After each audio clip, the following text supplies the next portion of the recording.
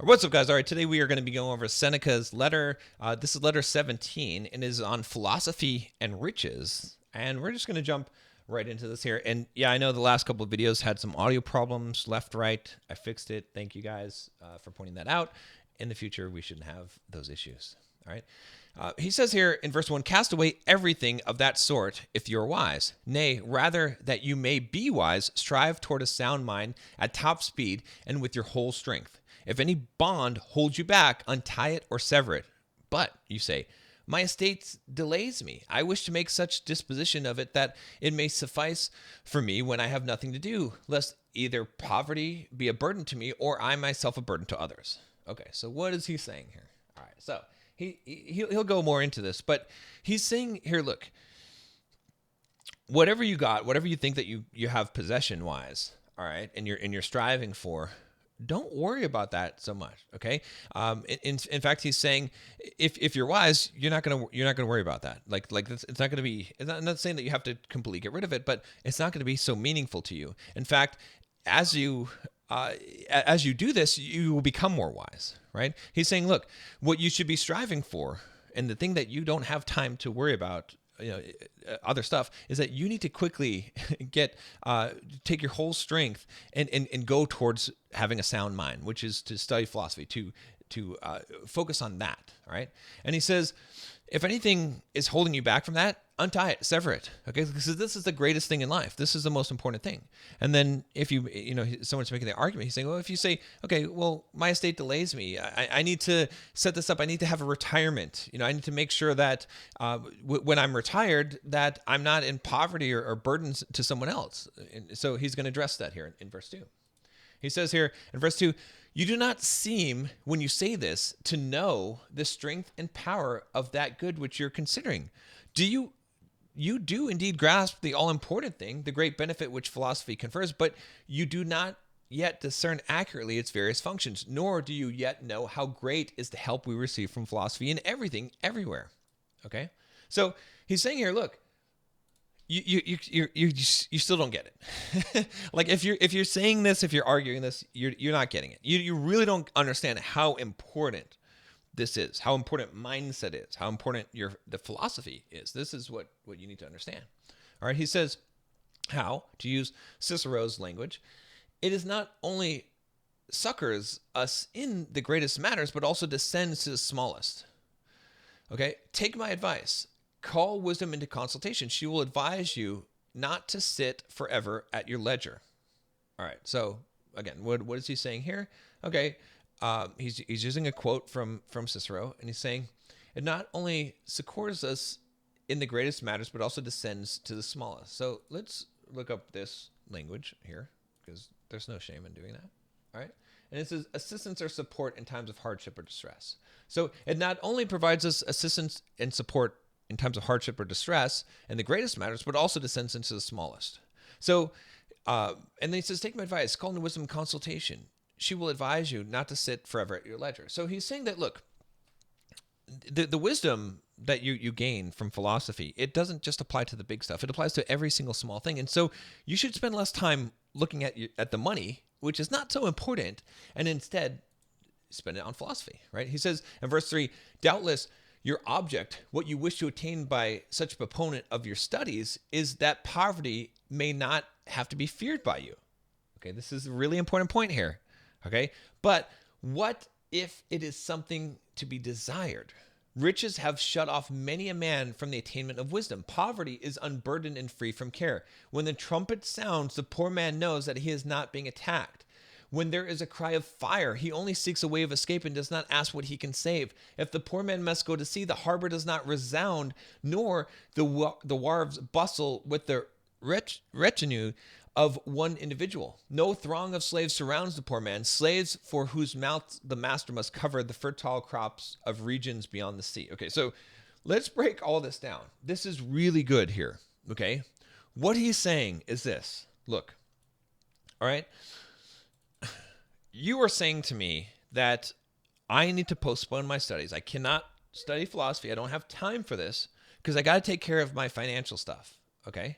He's saying, you're saying I need to get retirement funds and get riches and take care of myself in this financial sense, and that's more important right now. And then I'll study philosophy. Then I'll make a study of the mind. Okay, and he's saying, but what if riches is actually not good? What if it's not something to be desired at all? What if it's better to not be rich? Okay, and he's giving some examples. He says, look, how many times have riches shut off a man from the attainment of wisdom? Okay, poverty is unburdened and free from care. Right? And so this is so true. All right. As I've become successful and have had money, I have experienced all these things that he's saying. Right? It becomes more difficult because now I've got employees, I've got people who I have to pay, and I have to keep on working in order to make sure that I pay them. Right? I have mouths to feed. I've got things that I could lose. Right? Now I'm worried about keeping the things up. Now, what if someone steals from me? What if something burns down? Right? There's all of these things. If I were just totally poor, all I'd have to worry about is getting food for today. All I'd have to worry about is getting enough money for my rent. I wouldn't have to worry about all these things and where do I put my investments and am I losing money here and all of this risk that could happen, that the things could collapse. If you have a lot to lose, then you have a lot to worry about. Now, again, there are ways of dealing with this. It doesn't mean that you should seek to be poor. And that's not what he's saying. But he's saying, consider the other side of this, right? And he gives quite a few examples of here, right? He says that, when the trumpet sounds, the poor man knows he's not being attacked. Okay. The guy that doesn't have any money, when there's a trumpet, he's like, okay, well, there's nothing, they're not going to take anything from me. Okay. When there's a cry of fire, he's just trying to escape. He doesn't need to worry about, what's going to burn up. What can he save? Like, he doesn't have to stress about his house is burning. Okay. When the poor man must go to sea, the harbor does not resound. Okay. It's not, he doesn't have to worry about all of the stuff he has to take with him and, and all that stuff. He's talking about slaves in this case that, the master has to feed all these slaves, right? So if you have a lot of things, you have to upkeep them. You have to take care of those things. And it does stress you out. All right. In verse 4, he says, and before I go on, I just want to say, like, if you're in the situation where you don't have a lot right now, good. Yes, I'm not saying that you should improve your situation, but what I am saying is that, hey, take advantage of that. The fact that, if I were in a situation where I didn't have anyone depending on me, I didn't have a wife and kids, and I didn't have a mortgage payment, I didn't have a house payment or car payment or any of those things, I would definitely take a lot of risks. I would do a lot of things. I would spend a lot of time, I wouldn't have to, feel like I have to accomplish all these things. I would have the time, right? And so if you're in that situation where you don't have these obligations that you've created for yourself, first of all, don't create the obligations yet, and then take the time to study and learn and to develop and grow yourself, right? That's when you have the best ability to do that, when you don't have anything to lose and maybe you don't even have a job. Okay. In verse 5, he says, even the rich man copies her ways when he is in his senses. If you wish to have leisure for your mind, either be a poor man or resemble a poor man. Okay, so he gives a second solution here. You don't have to be poor, but you can resemble a poor man. Study cannot be helpful unless you take pains to live simply, and living simply is voluntary poverty. Away then with all excuses like, I have not yet enough. When I have gained the desired amount, then I shall devote myself wholly to philosophy. And yet this ideal, which you're putting off and placing second to other interests, should be secured first of all. You should begin with it. You retort, I wish to acquire something to live on. Yes, but learn while you are acquiring it, for if anything forbids you to live nobly, nothing forbids you to die nobly. So again, we'll break this down. Okay? So he's saying, if you wish to have leisure of your mind, okay? So if you don't want to be stressed out, either be a poor man or resemble a poor man. Okay? And some of you might be saying, well, wait a minute. Being poor is stressful. In a way, it's a different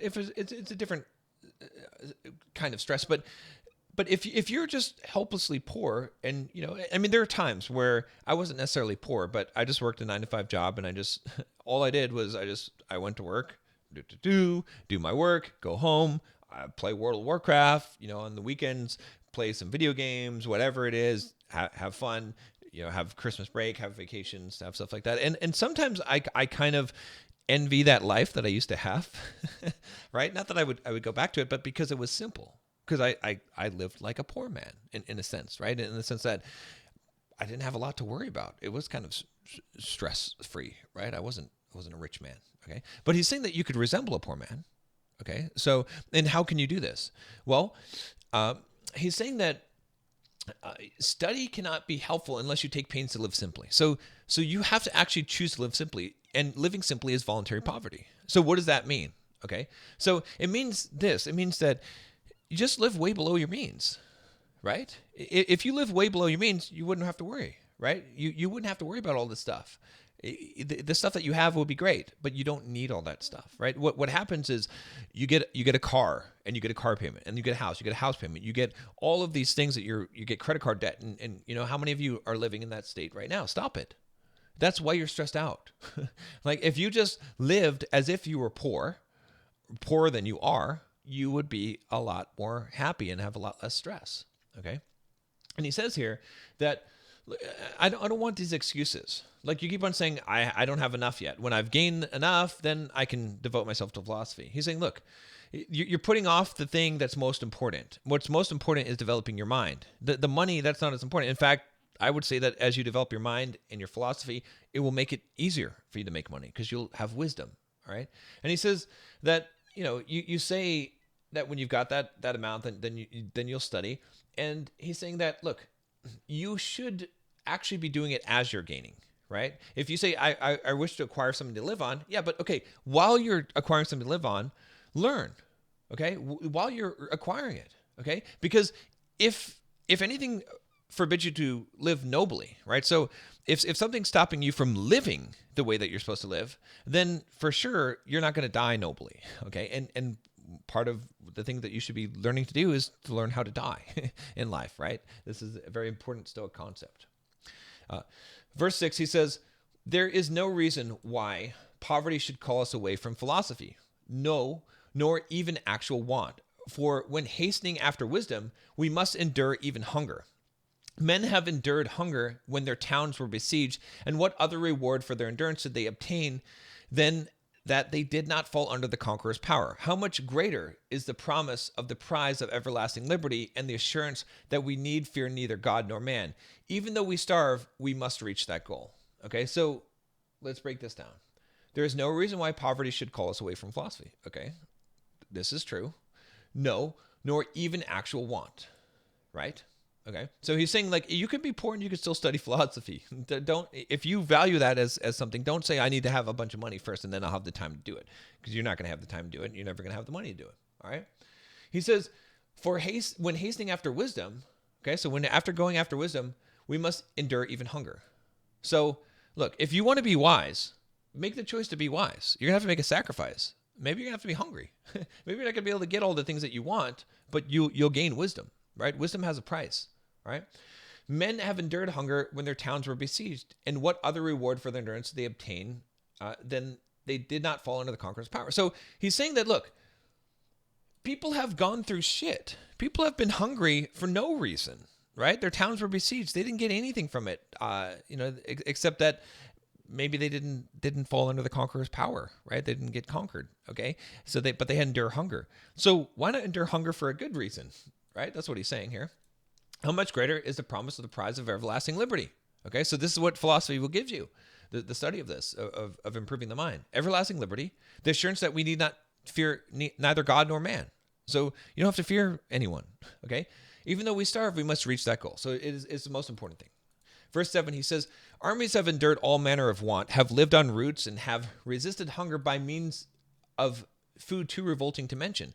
All this they have suffered to gain a kingdom. And what is more marvelous, to gain a kingdom that will be another's? Will any man hesitate to endure poverty in order that he may free his mind from madness? Therefore, one should not seek up to lay riches first. One may obtain philosophy, however, even without money for the journey. So what he's saying here, oh, and I didn't have the thing, but what he's saying here is that a bunch of armies, okay, they basically ate bugs and stuff to survive. They went through hunger.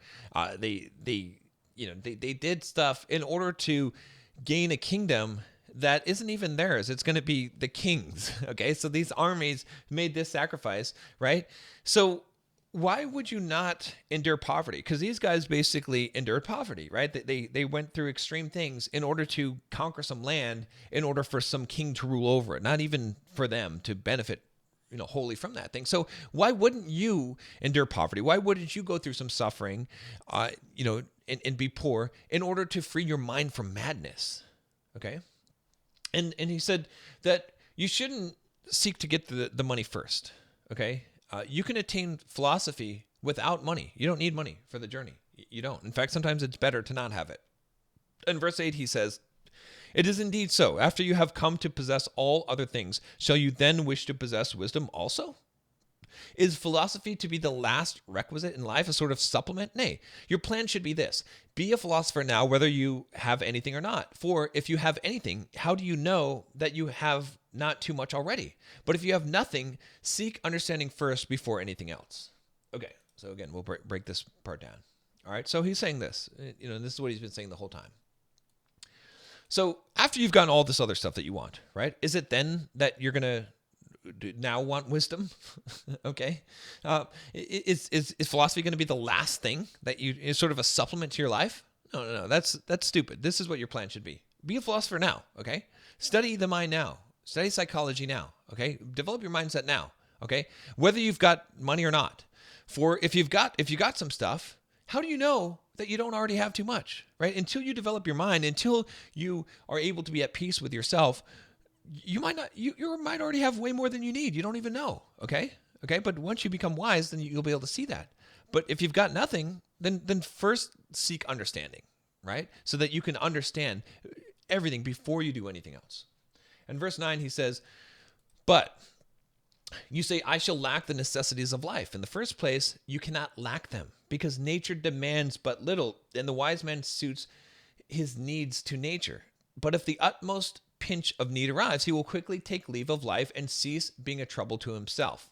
If, however, his means of existence are meager and scanty, he will make the best of them without being anxious or worried about anything more than the bare necessities. He will do justice to his belly and his shoulders. With free and happy spirit, he will laugh at the bustling of rich men and the flurried ways of those who are hastening after wealth." Okay, so let's break that down. He says, "But you say, I shall lack the necessities of life in the first place." Okay, so this is the argument. Well, I'm not going to have what I need. Okay, he says, in the first place, you cannot lack them. All right, right, because nature demands little, so you don't need much. Okay, and the wise man suits his needs to nature. So if you're wise, you will only make your needs what nature's needs are. What are nature's needs? You need food to eat. Okay, to survive, you need a shelter. You need to poop. you know what I mean? Like you need some very basic stuff to live. That's it. You don't need anything else. And so a wise man, he makes what he needs line up with what actually nature needs, the bare necessities of life. Okay. And he says that if the utmost pinch of need arrives, he will quickly take leave of life and cease being a trouble to himself. So if there becomes a situation where he's unable to fulfill those needs, then he will just he will leave, and so he won't be a trouble anymore to himself. Again, this is kind of a hard teaching, but again, remember the Stoics, they scorn life, meaning that they don't value it so highly because it is temporal and it is not the most valuable thing. And I know this is hard, but you are dying. You need to face that mortality that you have, and that's a Stoic's way of doing this. He's saying, like, look, if the situation arrives, then at some point you're not going to be here anymore. But hey, that's how it goes. Okay. But he says, if, however, his means of existence are meager and scanty. Okay. And again, let's kind of go back a little bit to break this down a little bit more, because when you contrast this with the next verse, it seems to make a little bit more sense. He says, if, however, his means of existence are meager and scanty, he will make the best of them without being anxious or worried about anything more than the bare necessities. So if you don't, another way to interpret this, which I'm not sure exactly which one he means, but I think it might be the second, is that If the utmost pinch of need arrives, he will quickly take leave of life and cease being a trouble to himself. So if you require a lot of things, if you have a lot of needs, then you're setting yourself up for failure, right? But if you don't need much, you can survive pretty long. I think that's what he's really getting at here, all right? And so he says that if you don't need much, right? If your means of existence are meager and scanty, you're going to make the best of it, and you're not going to be anxious and worried about anything more than just the bare necessities. Okay, you'll do justice to your belly and your shoulders. Okay, so in a sense that you'll have what you need. You'll be free and happy. Right?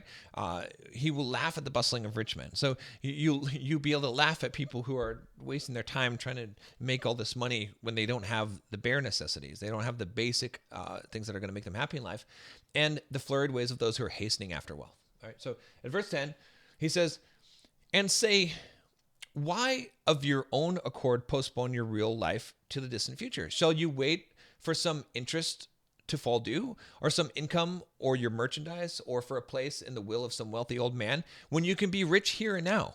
Wisdom offers wealth and ready money, and pays it over to those whose eyes she has made wealth superfluous. There we go. These remarks refer to other men. You are nearer the rich class. Change the age in which you live, and you have too much. But in every age, what is enough remains the same." Okay, so these are really important because remember, this was a couple thousand years ago that he said this. All right. So he's saying, why of your own accord postpone your real life into this and future? Right. So your real life is the good life. It's the life of a philosopher, of understanding these things. Because once you disconnect the external from the internal, you'll start to really live life. You'll start to be happy. So are you going to wait until you make some money, some income from your merchandise? Some old man dies and you inherit some wealth. Okay, well, you could be rich right now. You don't have to wait. Wisdom offers wealth, okay, and ready money, and pays it over to those whose eyes she has made wealth superfluous. So if you do not value money so much, then you're already rich. And it's as simple as that, right? The man who needs little has much. Okay? Very important to understand. All right? And he says, these remarks refer to other men, but you're actually near the rich class. Okay? Think of it this way. Change the age which you live, and you will have too much. Okay? But it doesn't matter where you go in time. It's the same of what is necessary, right? So what he's saying here, and this is so relevant, is because do you have an iPhone or an Android phone? Do you have a smartphone in your pocket? You know how rich you are compared to 20 or 30 years ago, or 50 years ago, or 100 years ago. Okay, even then, he's saying that whatever you think you're poor now, but you're actually rich compared to a decade or a century ago of what people lived on. So even then, that was the case, right? So everyone's like, oh, we need to, the wealth distribution, all this stuff and whatever. You're rich already, okay? Even if you're in a third world country, you're probably a lot richer than what people were 50, 100 years ago, okay? And so what he's saying is that it doesn't matter what age you live in. The necessities have always been the same. So it's always been a really small amount that you actually need. All right, so let's move on to verse 11. He says, I might close my letter at this point if I had not got you into bad habits. One cannot greet Parthian royalty without bringing a gift, and in your case, I cannot say farewell without paying a price. But what of it? I shall borrow from Epicurus. The acquisition of riches has been for many men not an end, but a change of troubles. That's the quote. All right.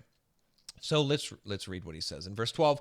I do not wonder, for the fault is not in the wealth, but in the mind itself. That which had made poverty a burden to us has made riches also a burden, just as it matters little whether you lay a sick man on a wooden or a golden bed, for whithersoever he be moved, he will carry his malady with him. So one need not care whether the diseased mind is bestowed upon riches or poverty. His malady goes with the man. Farewell. All right, so let's break that down. This is really wise, right?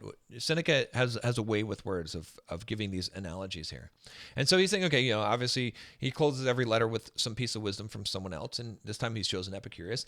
And then he said that this is the quote, the acquisition of riches has been for many men not an end, but a change of troubles. All right. And so what he's saying here is he's saying, look, if you have money, it doesn't necessarily mean that your troubles are going to go away. It's just giving you different troubles, right? Because what is the real source here? It is your mind. It's the sickness. That's why he's saying philosophy is the cure for this, is because if you have a sick man and you put him on a wooden bed and you put him on a golden bed, it doesn't matter. The man, his malady, his sickness stays with him because it is him. It is within him, right? And so you can have riches, but you're just going to have a different kind of troubles if you don't fix the thing that philosophy will fix within you. And that's why you're studying this, and I'm proud of you for doing that. And we'll talk more tomorrow.